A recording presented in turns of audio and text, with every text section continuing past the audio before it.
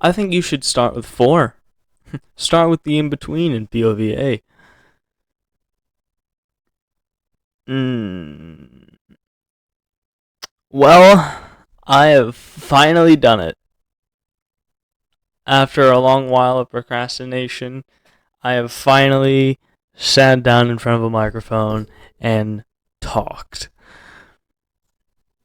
Uh, so I have what I want to say. I have everything written down that I want to talk about. Obviously, this will be about the in between. Um, they decided to choose POVA, so some of the stuff that I was going to mention will not be mentioned. So, if you don't know what POVA is, it was a bit of a bonus to whoever looked in the description of the video. You either got to choose POVA or POVB. POVA was the file view and what is documented within the story, and POVB is developer view of the way that, I view it and the way that it is and how it was made. So I have what's written down, and that is all I'm going to talk about. So let's get started. So the in-between consists of multiple worlds. The in-between is a portal that goes in between these worlds. Most people who have encountered the in-between call this the glitch. And it is something that is known pretty much everywhere. And all these files are from the researchers and testing facilities from Earth. So the first sighting of the glitch was in a random home out in the middle of nowhere. One of the residents that lived in the home had randomly gone missing, and when the home was checked, one of the rooms was considered to be glitched. Any homes that were seen or were known to have this glitch effect anywhere in the home, the residents that lived inside the home, that if there were any at all, were removed from the home and given temporary homes until the problem was dealt with. The glitch is not known to give any diseases, does not cause harm to anyone within the home, and is perfectly safe as long as you do not enter the room or try to take really anything out. So people who were given temporary homes and taken away from their original home eventually were able to go back into their homes because of the fact of how safe it was. It was just they could not go into that room.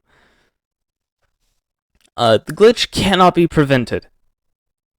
There is no known reason to why this happens, but there is no way to stop it. There's no way to get rid of it, and you just cannot prevent it.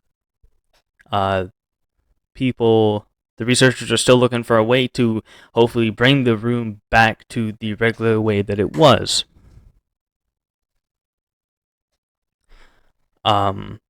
Objects are able to be removed from the room.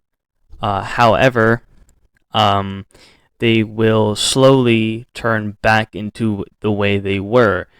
If you were to put this object into a container with a lid and close it, a few seconds later, the object will completely stay glitched, even when removed from the container, which has allowed for testing in labs and has allowed for transportation between homes and laboratories. So any objects that were in the room were restored, expensive stuff, but if it was like a cup or anything, those were brought in for testing. Since this is known to be a portal between worlds, it was documented on how many worlds it was connected to. We do not know how many exactly there are, but there are only 2 known worlds that this seems to be connected to. Again, we don't know if it's connected to any more, or if it's just these 2.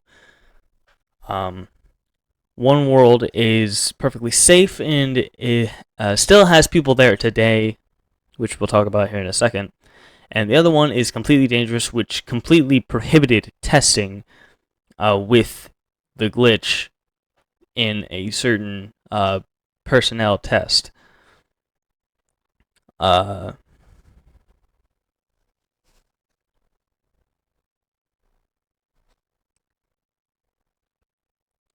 When taking an object out of the room, there are to be no more than 3 per room. So when taking an object out of the room, you cannot take multiple out at a time. You have to do 1 by 1 or 2 by 2. And upon doing this, you have to remove them from the house, place them into a car, and ship them out, and then come back and get more.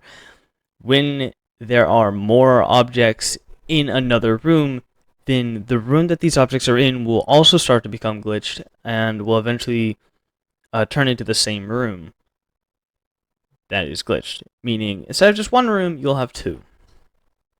Which was a problem within one of the facilities. They placed too many into one of the rooms and it became glitched, prohibiting anyone from being able to go in there. And they lost a lot of stuff because of that, because it was one of the bigger storage compartments.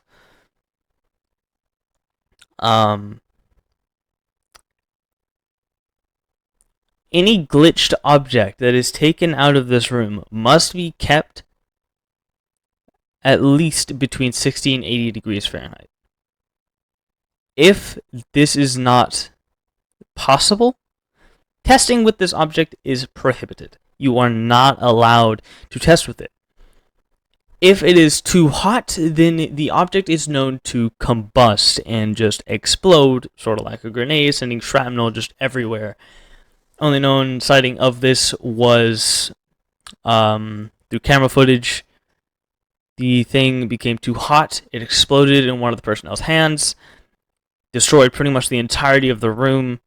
Few of them went missing, while others were found just dead.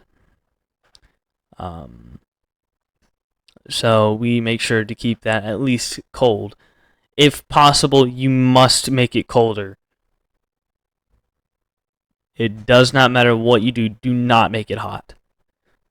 If it does become cold, the objects will become really fragile to where just a light little tap could break the object entirely.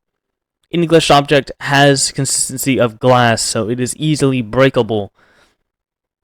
So you have to be careful when testing with it. So just don't make it too hot, and at least keep it from at least between 60 and 80 to test. If it's not possible, at least make sure it's colder than 80 degrees.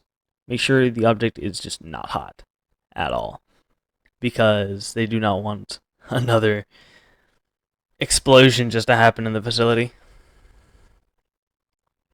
A few personnel tests were conducted in the laboratory. There were about 4 in total. Within the first personnel test, they had the subject basically throw the object at a wall or the ground or even the ceiling, and upon doing this, the entire room became instantly glitched as the subject inside the room fell through the ground and was transported to this world. There is no known way to get rid of this, so any and all rooms that are tested with this are prohibited with any other testing at all. Personnel test 2 was we placed a whole bunch of objects inside of a room with this subject and had just the entire room just glitch over time just to watch the process of how it works. Everything in the room, including the containers the objects were held in, became glitched, and after a few minutes nothing really happened, so we instructed the subject to leave the room so we can look at it and see what's going on. Maybe this gives us a way to, well, look at the objects and be able to go inside and, see how the room is. But after leaving our line of sight to leave the room, the subject was never seen again. So any testing or anything of going into that room is prohibited. Personnel test 3. The subject was given a tracker, audio devices, and a camera, and was instructed to go through, the glitch to see where they ended up, to see if the objects or if the devices still worked. Upon trying to go into the room, the subject almost dropped it, resulting in him squeezing a bit too hard and crushed the object in his hands. This caused what seemed to be a tiny black hole that sucked him in with all of the devices. The tracker seemed to disconnect entirely and seemed to basically just not exist from the subject, but the audio devices and the camera seemed to work perfectly fine and still gave a very strong connection, which is interesting. And in this case, it showed basically a vast world of modern technology and somewhat medieval time technology and a whole bunch of people, and they were able to basically make a living within this world. He got himself a house, he was able to ask around for things, and eventually he joined the protective services of the world, just so he can get around more, maybe, meet different people, and hopefully meet who is known to be the king of the place. Any further details on this world will be given at a different time. Personnel Test 04 is a bit similar to Test 3. The subject was given audio devices and a camera and was instructed to smash the object in his hand. After he was sucked in, we saw nothing but darkness. The camera did not go off. We did not lose connection. The subject also reported seeing nearly nothing and it being super dark, which is irregular because when you go in, they normally dropped into a bright, vast area of a kingdom. Upon searching around, the subject seemed to see something and began running. We have no idea what he started running from, and any questions, he would not respond to us. Soon after, all contact was lost with the camera, but the audio device seemed to still work, and all we could hear was screaming and silence until the audio device was soon disconnected. Any and all tests after Test 4 with any subjects were prohibited until they can figure out, certain ways to ensure safety. But that is it with the glitch. So this explains basically what the glitch is, what it does, and all the tests that were run with it, and basically the fact that there are different worlds. But that is what the in-between is about, is it uses this to basically get people around, and there's nothing that we know to stop it. And people consider it to be the in-between, but they also consider it to be the glitch, which is what pretty much everybody calls it. I hope you enjoyed the video, and if you did, please leave a like to show me that you want to see more. If you like my content, consider subscribing and hitting the bell so that way you're notified anytime I upload.